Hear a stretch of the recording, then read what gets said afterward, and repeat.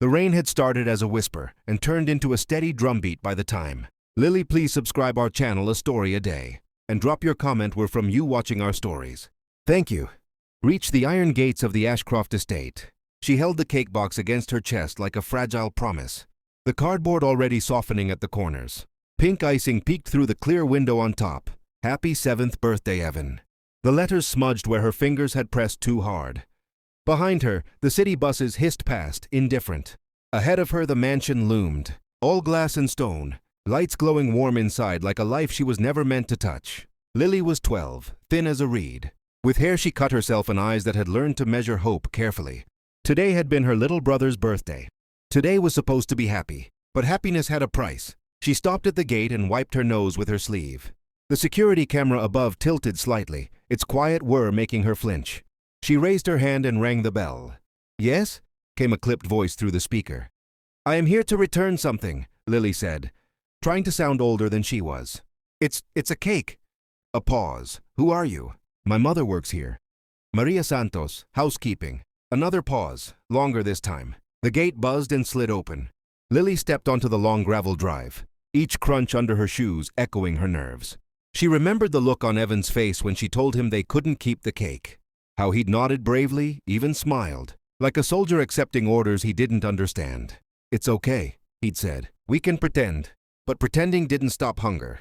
Pretending didn't pay bills. Inside the house, the air smelled of polish and lilies. Lily followed the sound of voices to the kitchen, where her mother stood stiffly beside a marble island. Across from her was Mr. Jonathan Ashcroft, billionaire, tech mogul, the man whose name crowned buildings and headlines. He was taller than Lily expected, silver at the temples, sleeves rolled up like he'd forgotten to be powerful for a moment. His eyes moved from Maria's anxious face to the cake in Lily's arms. What's this? He asked, not unkindly. Maria swallowed. Sir, my daughter bought the cake with the advance you gave me. I told her we couldn't afford it. We came to return it. I'm sorry. Lily stepped forward before fear could stop her. It's my fault, she said quickly. It was my brother's birthday. He didn't know. I'll take it back to the bakery. They said they might give us some money back. Her voice cracked on the last word. The kitchen went quiet, except for the rain tapping against the windows. Jonathan Ashcroft looked at the cake again, then at Lily, really looked at her, at the way she stood too straight, at the way her hands trembled, even as she tried to be brave. Your brother, he said slowly. How old is he? 7, Lily replied. He likes dinosaurs and chocolate. Something shifted in Jonathan's expression, so fast Lily almost missed it. A memory, perhaps, or a regret. Wait here, he said suddenly, turning toward the hallway. As his footsteps faded, Lily's heart began to pound. She didn't know why, only that something about the way he'd looked at her made the air feel different. And when Jonathan Ashcroft returned, what he carried in his hands would change everything she thought she knew about kindness, power, and fate. Jonathan Ashcroft didn't speak when he returned to the kitchen. He placed what he was holding, an elegant leather wallet, on the marble counter beside the cake. The sound was soft, but to Lily it echoed louder than thunder. Maria stiffened. Sir, please. We don't want trouble. Trouble? Jonathan repeated quietly. He looked at Maria, then at Lily again. No, this isn't trouble. He opened the wallet and slid out several bills. Far more than the cake could have cost. Lily's eyes widened, then dropped to the floor. She shook her head. No, sir. We can't. Jonathan raised a hand, stopping her gently. I haven't offered anything yet. The words hung in the air. He turned to Maria. How long have you worked here? 8 years, sir, Maria answered. I've never missed a day. I know, Jonathan said. You keep this house running better than most companies I've owned. Maria's eyes filled with tears, but she blinked them back. Compliments in this house were rare. Compliments from him were almost unheard of. Jonathan turned back to Lily. Why did you buy the cake? Lily hesitated, then answered honestly. Because my brother pretends not to care about birthdays anymore. But he does, he just doesn't want to make Mom sad. Jonathan felt something tighten in his chest. When was the last time he had a birthday cake? He asked. Lily swallowed. Never. This was the first one. Silence stretched again, heavy and uncomfortable. Jonathan closed his eyes briefly. A memory surfaced, himself at 7 years old, sitting at a long table in a cold dining room, a cake in front of him, candles lit by servants who didn't know his name. His father hadn't been there. Money had never meant warmth. He opened his eyes. "You're not returning this cake," he said firmly. Maria shook her head. "Sir, You're not," he repeated louder this time. "And you're not paying me back for it." He slid the wallet away and pushed the cake toward Lily. "For Evan," he said. "With my compliments." Lily stared at the cake as if it might vanish. "But we don't have a party." Jonathan's lips curved into the faintest smile. "Then it's time you had one." He snapped his fingers once. Almost immediately, one of the house staff appeared. "Cancel my afternoon meetings," Jonathan said. "And call the bakery. I want balloons, candles, and something dinosaur-themed." Maria gasped softly. "Sir, this is too much." Jonathan met her eyes. "So is working 8 years without a single sick day." Lily's heart raced. None of this felt real. She clutched the cake box again. But this time it felt lighter, as if the weight inside had changed into something warmer. Jonathan crouched slightly so he was at her eye level. "Where do you live, Lily?" She froze. "Why?" "So I can bring the party to Evan," he replied simply. The rain outside began to slow, the drops thinning against the windows. Lily glanced at her mother, who nodded shakily.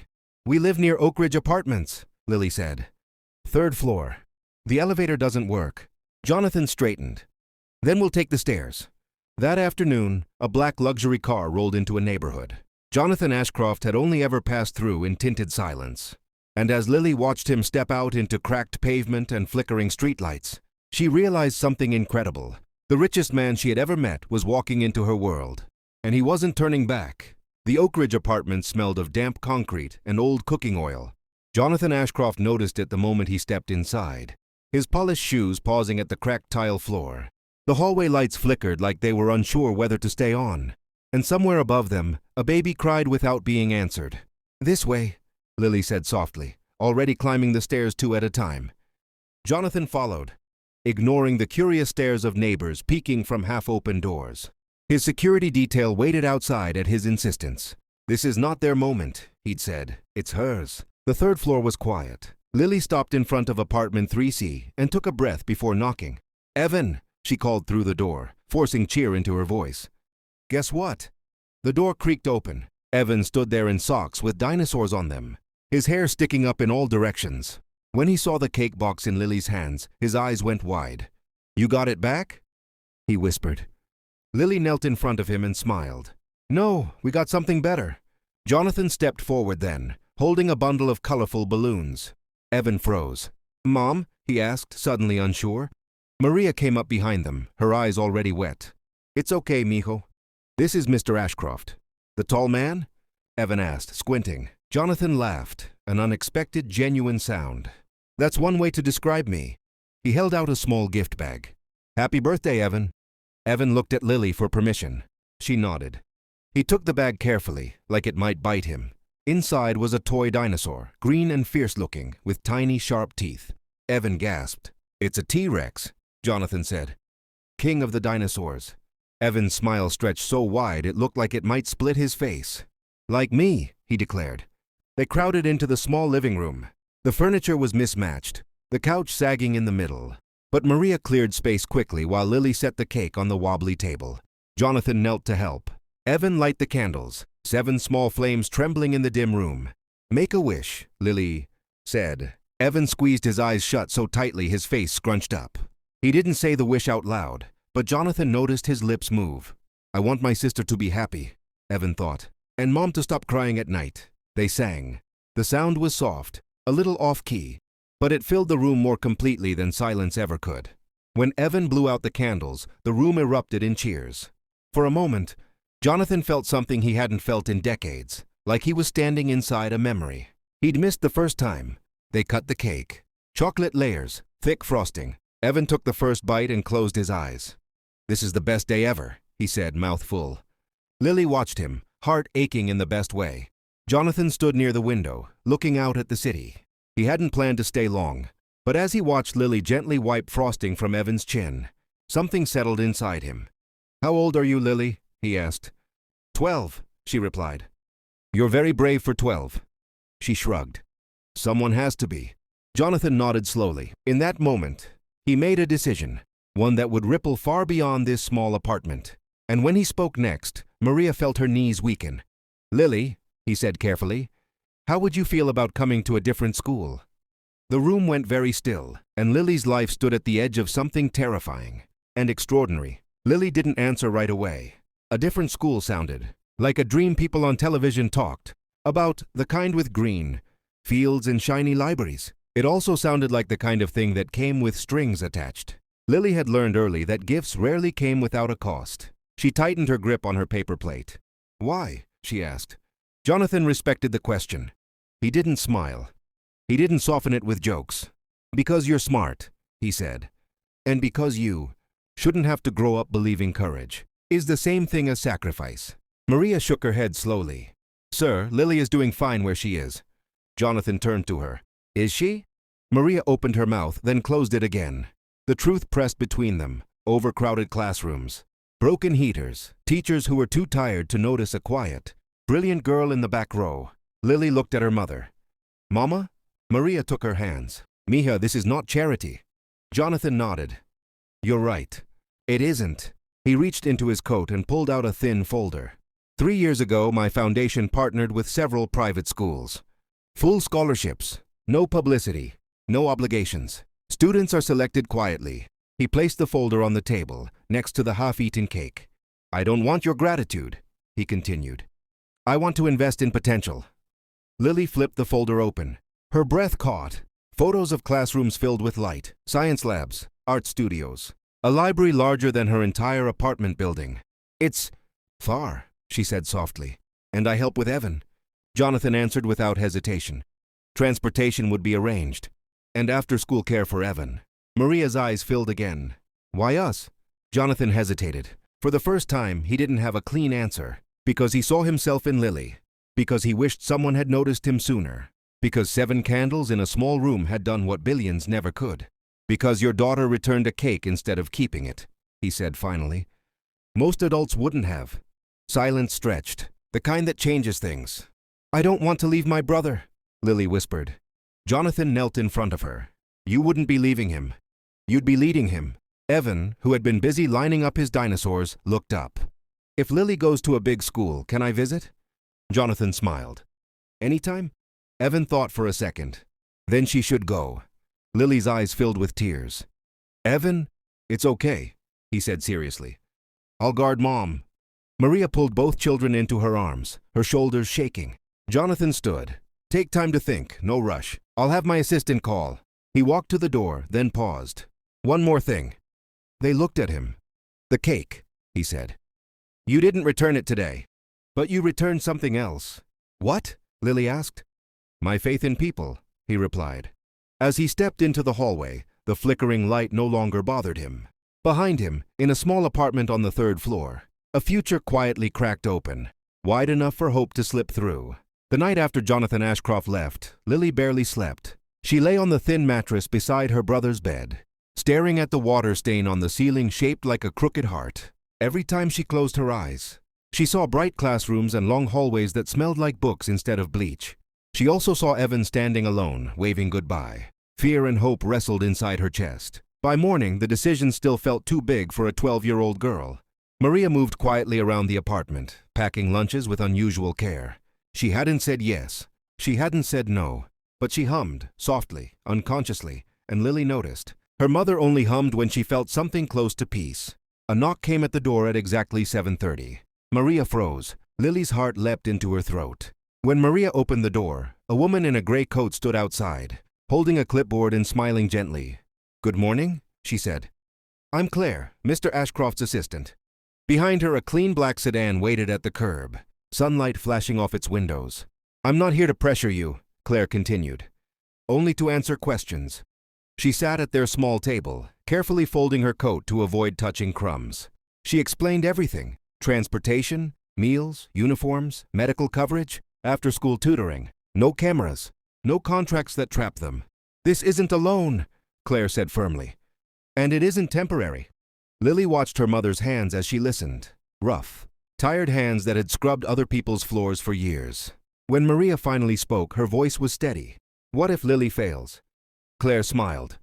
"Then we help her stand back up." The words settled like a blanket. An hour later, Lily stood in the hallway wearing a borrowed uniform, navy blue, slightly too long at the sleeves. Evan circled her like she was something rare. "You look like a teacher," he declared. Lily laughed, nerves cracking. "Do teachers cry on buses?" "Only the nice ones," Evan said wisely. When the car door closed behind her, Lily pressed her forehead to the window. Oak Ridge faded away. Graffiti, laundry lines, familiar cracks in the sidewalk.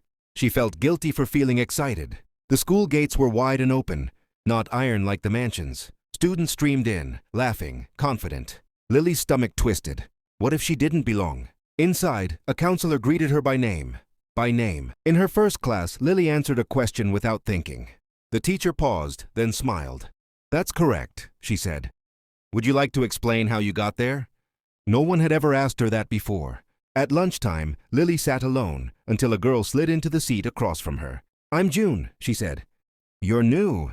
Lily nodded. "My mom cleans offices too," June added casually. "Want to trade snacks?" Lily felt something warm bloom in her chest. That afternoon, Jonathan Ashcroft received a report from his assistant. She did well, very well. He leaned back in his chair, staring at the city below. For the first time in years, his wealth felt like it had done something right. And for Lily, walking home that evening, fear didn't lead the way anymore. Hope did. 2 months passed. To Lily, they felt like learning to breathe in a different world. She woke before dawn every morning, careful not to make noise as she dressed in her Navy uniform. She still packed Evan's lunch, still kissed her mother's cheek before stepping into the waiting car. But something inside her had changed. Her shoulders were straighter, her eyes more certain. At school, teachers noticed. "Exceptional reasoning," one wrote on her math paper. "Natural writer," said another, handing back an essay with a rare red A+. Jonathan Ashcroft read every report Claire sent him. He never replied, but he saved them all. Still, belonging had a price. One afternoon, Lily overheard 2 girls whispering near the lockers. "She's only here because she's a charity case." "Yeah, probably feels rich riding in that car." Lily kept walking. She didn't cry. She didn't fight back. She had learned long ago that silence could be armor. But that night, as she helped Evan with his homework, her hands shook. "What's wrong?" Evan asked. "Nothing," Lily lied. At school, the whispers grew bolder. "Does your mom clean our houses too?" a boy asked one day, smirking. June stood up so fast her chair scraped the floor. "Stop it." The teacher intervened, but the damage was done. That evening, Lily didn't touch her dinner. Maria noticed. Mothers always do. "You don't have to stay there," Maria said softly. "We can go back to how it was."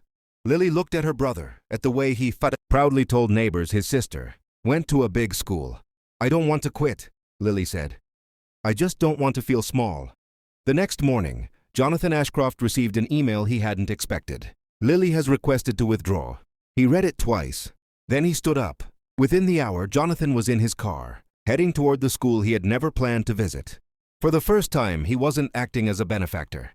He was acting as a protector. And the people who thought kindness was weakness were about to learn just how wrong they were. The black car stopped in front of the school just before lunch. Students noticed first. Whispers spread down the hallways like a sudden change in weather. Teachers straightened. Administrators hurried. When Jonathan Ashcroft stepped through the front doors, the building seemed to hold its breath. He didn't go to the office. He walked straight to Lily's classroom. The teacher froze when she saw him. "Mr. Ashcroft?" "Please continue," Jonathan said calmly. "I'll wait." But Lily already knew. She felt it before she saw him, the weight of his presence. The quiet authority that didn't need to raise its voice. "Lily Santos," Jonathan said, gentle but firm. "May I speak with you?" Every eye turned. Lily stood, heart pounding, certain this was the end. In the hallway, Jonathan knelt slightly so they were eye level.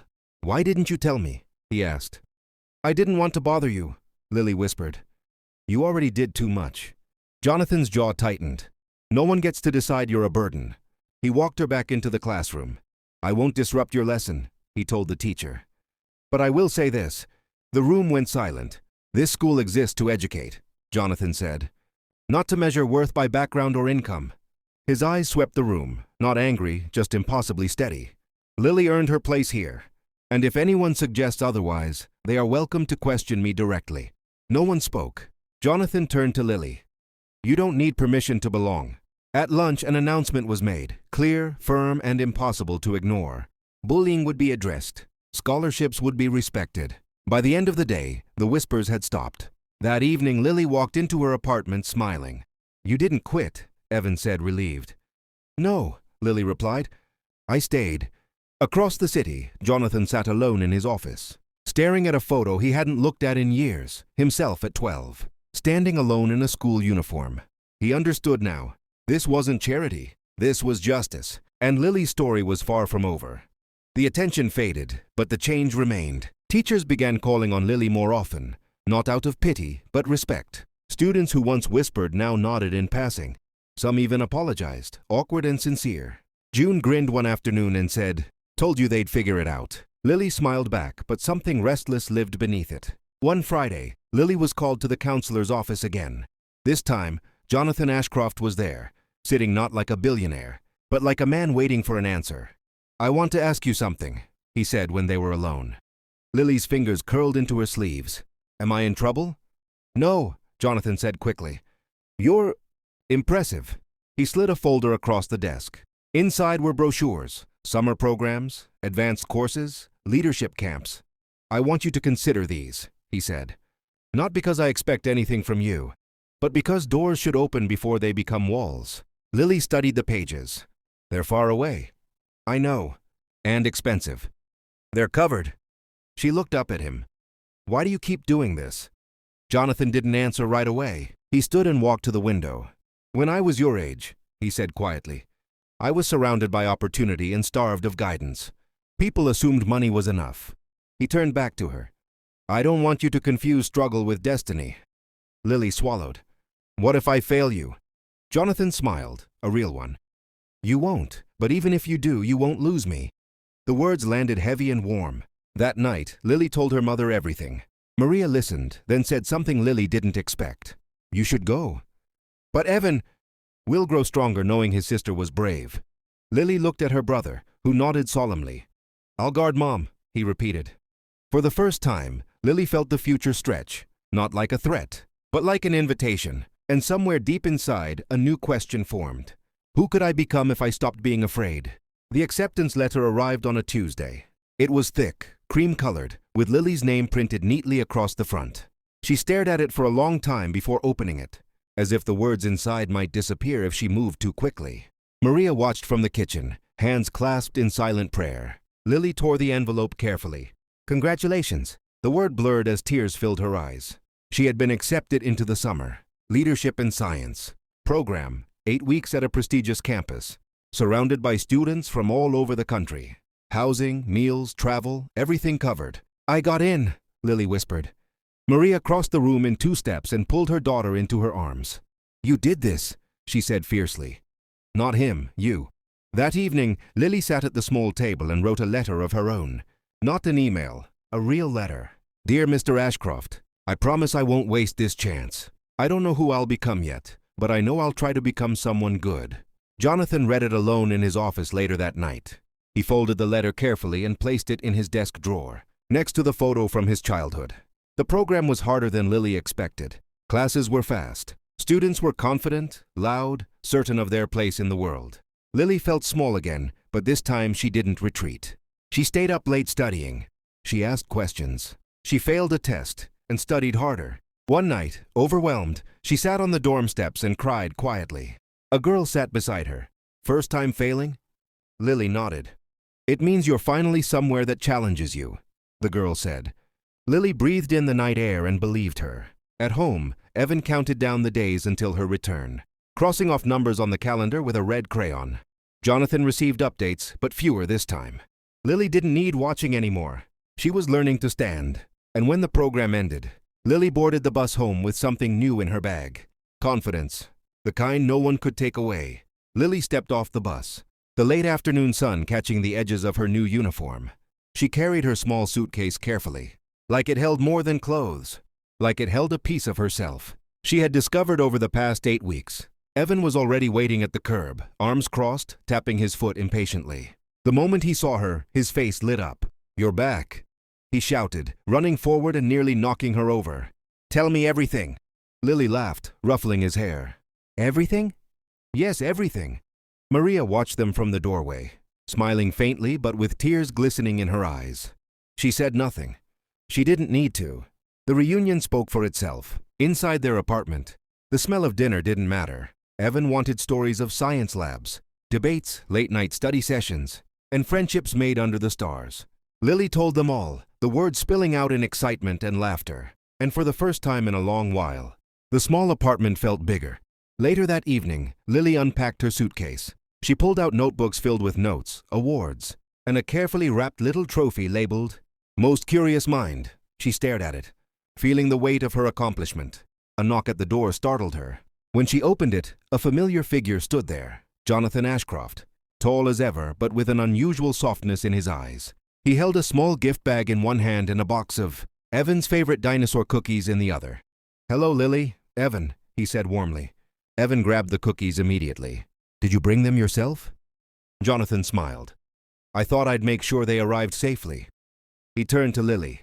"I heard about your progress. I'm proud of you." Lily felt her face flush. "Thank you, sir. I couldn't have done it without your support." Jonathan shook his head gently. "No, you did this yourself. I just opened a door. You walked through it." Evan tugged on Lily's sleeve. "Can he stay for dinner?" Jonathan chuckled. "I think I can manage that." That night, for the first time in years, the three of them, Maria, Lily, and Evan, sat together around the table, eating, laughing, and feeling like a family untouched by struggle or fear. As Jonathan left later, he turned to Lily. "Remember, this is just the beginning. Keep asking questions, keep being brave." Lily nodded, a determined spark in her eyes. She didn't know exactly what the future held, but one thing was certain. She would face it with courage.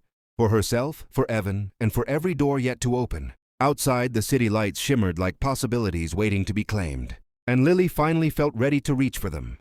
The sun was beginning to set, casting a golden glow across the sprawling mansion. Inside, the air was thick with anticipation, yet a calm settled over the house, an unusual stillness for a place that usually hummed with activity. Emily sat on the edge of the sofa, her hands nervously clasped together. Her heart still raced from the whirlwind of events over the past few days. She had never imagined that a simple act of kindness, returning a cake her brother had accidentally ruined, would turn her life upside down. James entered the room, his presence commanding yet gentle, his eyes softer than they had ever been when they first met.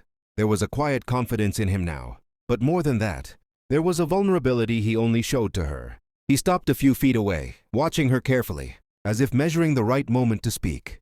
Emily looked up, catching his gaze, and felt a strange warmth settle in her chest. "Emily," James began, his voice steady but low, "I know the past few days must have been overwhelming for you. I never expected, well, any of this." He paused, searching for the right words, and then continued.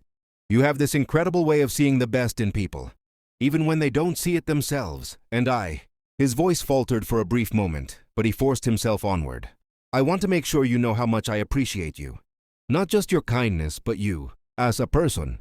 Emily felt her throat tighten. She had imagined this moment 100 times in her head, but nothing could prepare her for the sincerity in his eyes. For the first time, she realized that James wasn't just the billionaire she had seen from a distance. He was someone capable of genuine emotion, someone who had been touched by her actions in a way she hadn't expected.